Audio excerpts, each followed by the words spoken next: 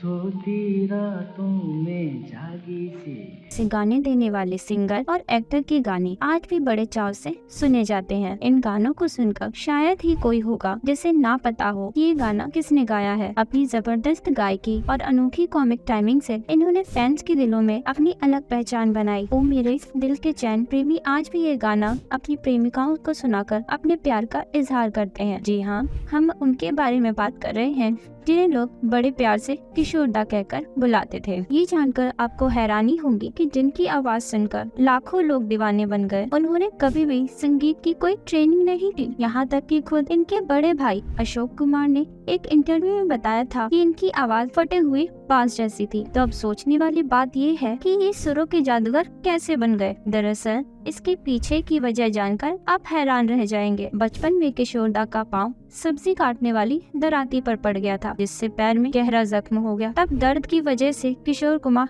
2-3 दिन तक रोते रहे। बस उन्हीं दिनों के रोने में ही उनका गला साफ हो गया। इनके गाने की तरह इनके किस्से भी काफी मजेदार और दिलचस्प हैं। आगे बढ़ने से पहले आइए जानते हैं इनका जन्म कहाँ हुआ था और इन्होंने कौन सी फिल्म से अपने करियर की शुरुआत की थी। किशोर दा का जन्म 4 अगस्त साल 1929 को मध्य प्रदेश राज्य के खांडवा में हुआ था। बड़े भाई अशोक कुमार को देखकर इन्हें भी गायक बनने की प्रेरणा मिली। इनका बचपन से बस यही ख्वाब था कि वो अपने बड़े भाई और शानदार अभिनेता अशोक कुमार से ज्यादा रुपए कमाए। इनका ये ख्वाब पूरा भी हुआ। साल 1948 में फिल्म जिद में म्यूजिक डायरेक्टर खेमचंद प्रकाश के साथ इन्होंने अपने करियर का पहला गाना मरने की दुआएं क्यों मांगू गाया और यहीं से इनकी किस्मत चमक गई। साल 1946 से 1955 के दौरान इन्होंने 22 फिल्मों में गाने के साथ ही एक्टिंग भी किया। वैसे तो किशोर दा को कई अवार्ड्स मिल चुके हैं, लेकिन क्या आप जानते हैं उनके करियर का पहला अवार्ड उन्हें कब और किस लिए मिला था? साल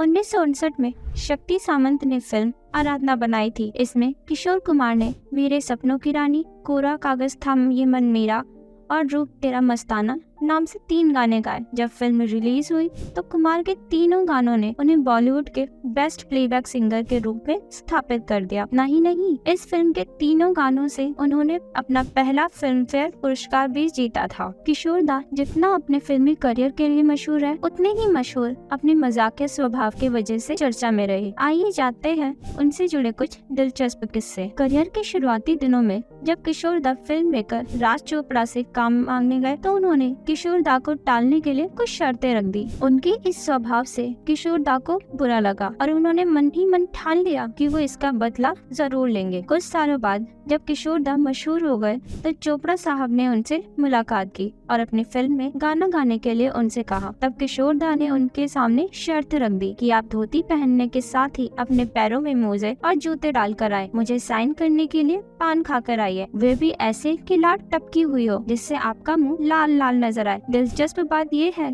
कि चोपड़ा साहब ना तो पान खाते थे और ना ही धोती पहनते थे, फिर भी उन्होंने किशोर दा को अपने फिल्म में लेने के लिए उनकी ये शर्त भी मान ली। किशोर दा की अजीबोगरीब हरकतों से परेशान एक डायरेक्टर ने बकायदा कोर्ट से एक एग्रीमेंट साइन करवाया। उस एग्रीमेंट में था कि किशोर दा वही करेंगे जो डायरेक्टर उनसे करने के लिए कहेंगे। अगले दिन किशोर दा ने सेट पर वैसा ही किया जैसा डायरेक्टर साहब ने उनसे कहा। एक शॉट के दौरान वह कार से 2 घंटों तक सिर्फ इसलिए बाहर नहीं निकले क्योंकि डायरेक्टर ने उन्हें बाहर निकलने के लिए कहा ही नहीं। डायरेक्टर किशोर दा की बात समझ गए और उनसे एग्रीमेंट भूलने के लिए कहा। फिर जब अगले शॉट की बारी आई तो डायरेक्टर ने समझाया आपको कार से थोड़ी दूर तक जाना है और फिर उतर जाना है, सीन कट हो जाएगा। लेकिन किशोर दा कार से नहीं उतरे। उधर डायरेक्टर इंतजार करता रहा। अगले दिन पता चला कि वे कार से खंडाला चले गए थे। ये जानकर सब हैरान रह गए। किशोर दा की जिंदगी का एक मजेदार किस्सा फिल्म मेकर आरसी तलवार से जुड़ा हुआ है। एक बार वे उनके साथ काम कर रहे थे, लेकिन आरसी तलवार ने उन्हें आधे पैसे दिए। फिर क्या, किशोर दा तो थे ही अपने उसूल के पक्के। वे रोज सुबह तलवार लेकर उनके घर के सामने पहुंच जाते थे और जोर जोर से चिल्लाने लगते थे, हे तलवार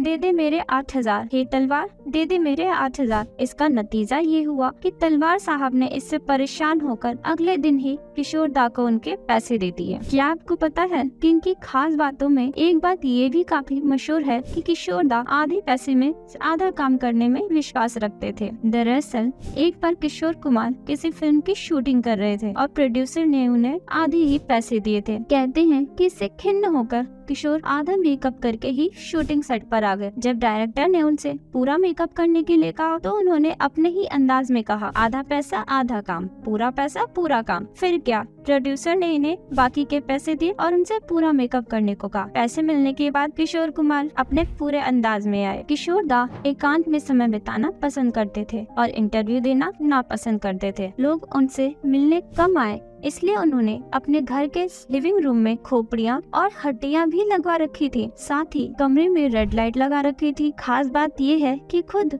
किशोर कुमार हॉरर फिल्म देखने से भी डरते थे। किशोर दा की जिंदगी में उनकी पहली पत्नी रूमा गुहा के जाने के बाद एंट्री हुई मधुबाला। दोनों ने 3 साल तक डेट करने के बाद साल 1960 में इस प्यार को शादी में तब्दील करने का फैसला किया, लेकिन अफसोस ये शादी ज्यादा लंबी नहीं चल पाई। शादी के बाद किशोर कुमार को पता चला कि मधुबाला के पास अपनी जिंदगी के केवल 2 साल ही हैं। किशोर दा उन दिनों अपने काम में बिजी रहने लगे थे, इसलिए मधुबाला के पिता मधुबाला को अपने साथ ले आए। इसके बाद साल 1980 में किशोर दा ने लीना चंद्राकर को अपनी जीवन संगिनी बनाया। इनके प्यार की गाड़ी उनकी पत्नी के साथ आकर ही रुकी थी। किशोर दा और लीना का एक बेटा भी है, अमित कुमार, जो कि एक जाने माने गायक हैं। किशोर दा अपने जीवन के अंतिम दिनों में एक्टिंग छोड़ चुके थे और उनके गाने भी कम आते थे। वो ना तो सिगरेट पीते थे और ना ही शराब। उनका मानना था कि एक सिंगर के लिए शराब और स्मोकिंग जहर है। उन्हें पार्टियों से भी सख्त नफरत थी। लेकिन विडम्बना देखिए, हेल्थी लाइफस्टाइल जीने वाले किशोर दा हार्ट अटैक का शिकार हो गए थे और 58 की उम्र में इन्होंने अपनी आखिरी सांसें 18 अक्टूबर 1987 में ली। अपने पीछे किशोर दा ने हजारों गाने और ढेर सारी यादें छोड़ दी, जो आज भी उनके फैंस के दिलों में जिंदा है। अगर आपको ये वीडियो पसंद आया हो तो इसे लाइक और शेयर जरूर करें और हाँ, हमारे चैनल को सब्सक्राइब करना ना भूलें, ताकि आपको बॉलीवुड की ऐसी ही दिलचस्प कहानियाँ मिलती रहें। नीचे कमेंट में बताएं कि आप अगले वीडियो कौन सी देखना पसंद करेंगे।